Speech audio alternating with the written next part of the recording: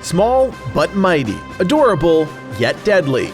Bees have arrived to Minecraft Dungeons, and it's time to take a good hard look at what they're capable of. Hello friends, it's Codiak here, one half of the team behind Legacy Gaming, and today we're taking command of some powerful little allies and showcasing the ultimate bee build.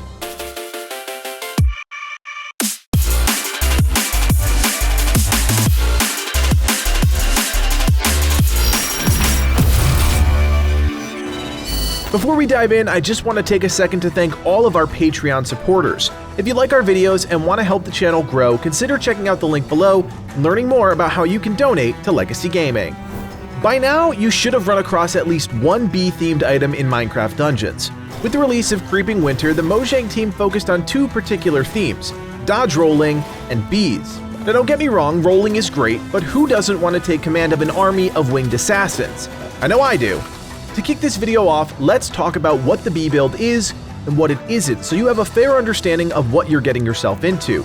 The bee build combines as many bee-related items and enchantments as possible within reason, allowing us to increase the total number of bees we have under our command at any one time.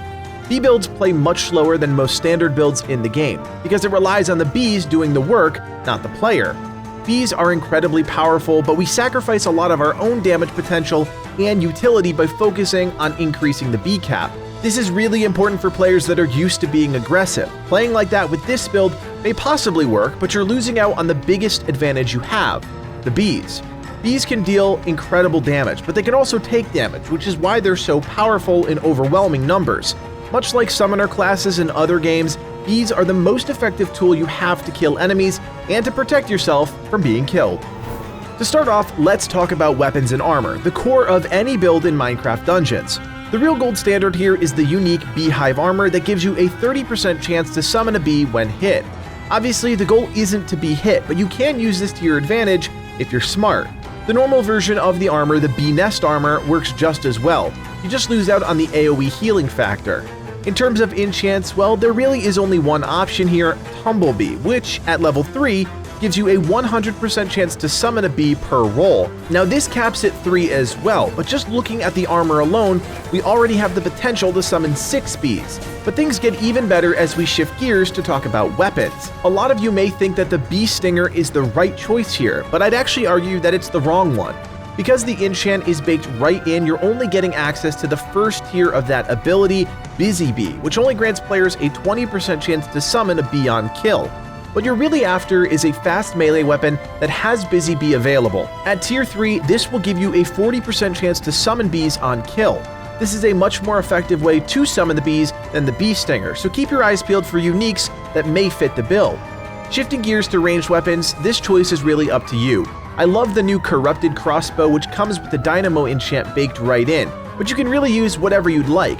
You'll spend a fair bit of time in range while the bees do the heavy lifting, so look for something that's arrow efficient and rolls with powerful enchants like Multi-Shot and Chain Reaction.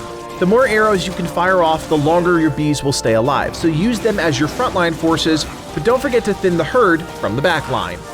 Up to this point, we have the potential to summon 9 bees, 3 with the 2 types of bee armor, 3 more if the armor has Tumblebee, and 3 more if we're using a melee weapon with Busy Bee, but things are about to get a bit crazier.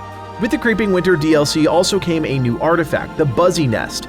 Pop one of these down and watch as more bees join the fight. Each nest can spawn 3 bees, and you can use multiple bee nests at one time, doubling our potential bee output from 9 to 18. This is as good as it gets, but let me tell you, 18 bees on the field is absolutely nuts. Whether it be a tricky section of a level or a boss, bees are just damn good and can really tear through anything, even at the hardest difficulty.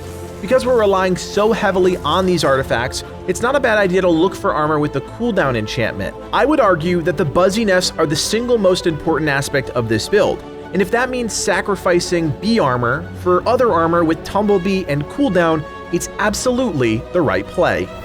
The ultimate bee build is really fun, even if you use it for just a few runs.